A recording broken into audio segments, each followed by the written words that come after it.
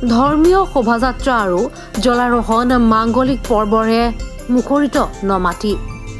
নমাটিৰ ৩ নং প্ৰাথমিক বিদ্যালয়ত হৰিনাম সংকীৰ্তন মহোৎসৱ। জ্যেষ্ঠজনৰ পৰা কনিষ্ঠজনৰ উপস্থিতিত আজিৰে পৰা আৰম্ভ ধৰ্মীয় মহোৎসৱ। নলবাৰী জিলাৰ নমাটিৰ ৩ নং প্ৰাথমিক বিদ্যালয়ত আজিৰে পৰা আৰম্ভ হৈছে 16 প্ৰহৰ শ্ৰীকৃষ্ণৰ অখণ্ড তাৰক ব্ৰহ্ম নাম যজ্ঞ হৰিনাম সংকীৰ্তন মহোৎসৱ। 23 জানুৱাৰীৰ পৰা অহা 27 জানুৱাৰীলৈ চলিব এই ধৰ্মীয় মহোৎসৱ।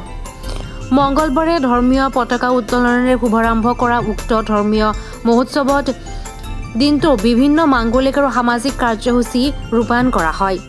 আবেলি ধৰ্মীয় শোভাযাত্ৰা আৰু জলাৰোহণ কাৰ্যসূচী ৰূপায়ণ কৰা হয়। উক্ত অঞ্চলটোৰ শ শ ৰাইজৰ উপস্থিতিত বিশিষ্ট সমাজকৰ্মী তথা কনকশ্ৰী জুৱেলাৰ্ছৰ স্বত্বাধিকাৰী গৌৰাংগ দাসে উক্ত কাৰ্যসূচী আনুষ্ঠানিকভাৱে শুভ উদ্বোধন কৰে।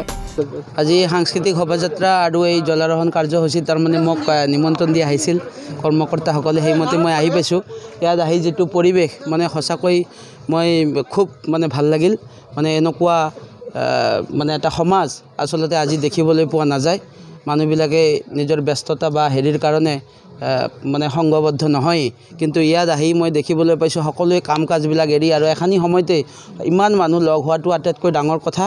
আৰু যিমান মানুহ কথা দিলে মোক যে আমি আজি বৈষ্ণৱ ধৰ্ম গ্ৰহণ কৰি মানে মাছ মাংস এইবোৰ মানে ত্যাগ কৰিম আৰু মানে নিজৰ স্বামীকো ভাল ৰাস্তাত যাতে লৈ যাব পাৰোঁ, ল'ৰা ছোৱালীসকলকো যাতে ভাল সুন্দৰ ৰাস্তাত লৈ যাব পাৰোঁ, তাৰে কাৰণে কৃষ্ণৰ ওচৰত তেওঁলোকে শৰণাপন্ন হৈছে আৰু হৈ থাকিব। মানে এটা সুন্দৰ মানে এটা বাতাবৰণ এটা মানে হেৰি পালোঁ আৰু খুব ভাল লাগিল। আধ্যাত্মিক পৰিৱেশৰ মাজত আপুনি সময় অতিবাহিত কৰিলে। হয় হয় হয়, মানে মোৰ আচলতে স্মৰণীয় দিন হৈ থাকিব আজিৰ দিনটো। আৰু ইপিনে আধ্যাত্মিক ধ্যান ধাৰণাৰে পৰিপুষ্ট দাসে তত্ত্বগধুৰ কথাৰে সকলোকে আপ্লুত কৰে। উল্লেখযোগ্য নমাটিৰ ৩ নং প্ৰাথমিক বিদ্যালয়ত অনুষ্ঠিত ২০তম উক্ত ধৰ্মীয় মহোৎসৱত বাকী দিনসমূহত বিভিন্ন ধৰণৰ মাংগলিক সাংস্কৃতিক আৰু সামাজিক কাৰ্যসূচী ৰূপায়ণ কৰা হ'ব বুলি জনা যায়। অনুষ্ঠানটি সুকলমে অনুষ্ঠিত হৈ যোৱাৰ লগতে সৰ্বস্তৰৰ ৰাইজৰ সহায় সহযোগিতা কামনা কৰিছে উদ্যোক্তাসকলে। এই ক্ষেত্ৰত মানে আমাৰ এইটো ২০তম অখণ্ড তাৰক ব্ৰহ্ম নামযজ্ঞ আমি 16 প্ৰহৰ ব্যাপী আৰম্ভ কৰোঁ, মানে কাৰ্যসূচী ৰূপায়ণ কৰোঁ। 16 প্ৰহৰ ব্যাপী মানে কৰা হয়। প্ৰথম মানে আমাৰ ধৰক আজি অধিবাস কীৰ্তন, অধিবাসত আমি মহাপ্ৰভুক আমন্ত্ৰণ কৰি আনো। এতিয়া আপোনালোকে দেখিছেই যে জলাৰোহণ কাৰ্যসূচী ৰূপায়ণ হৈছে।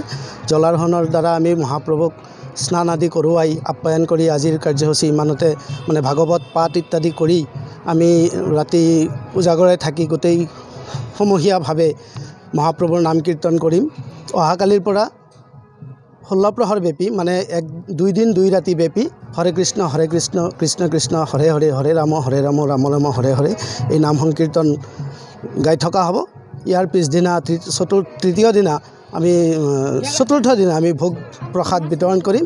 সেই ভোগ প্ৰসাদৰ পিছত মহন্ত বিদায় কাৰ্যসূচী থাকিব। আৰু এই অনুষ্ঠানটো আমি গোটেই বিশ্ব মংগলৰ কাৰণে কৰিছোঁ, কাৰণ সাম্প্ৰতিক পৰিস্থিতিত সামাজিক যি অৱস্থা, এই অৱস্থাৰ প্ৰতি লক্ষ্য ৰাখি আমাৰ এই নৱপ্ৰজন্ম, আমাৰ ভৱিষ্যত প্ৰজন্ম আৰু বৰ্তমান প্ৰজন্মই যাতে সুখ শান্তিৰে আমি সকলোৰে লগত মিলা প্ৰীতিৰে সমভাগী হ'ব পাৰোঁ, এই কামনাৰে আমি এই অনুষ্ঠানটো প্ৰতি বছৰে কৰি আহিছোঁ।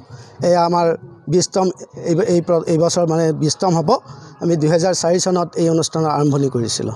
অবেশ কুমাৰ দাসৰ ৰিপৰ্ট DA 365।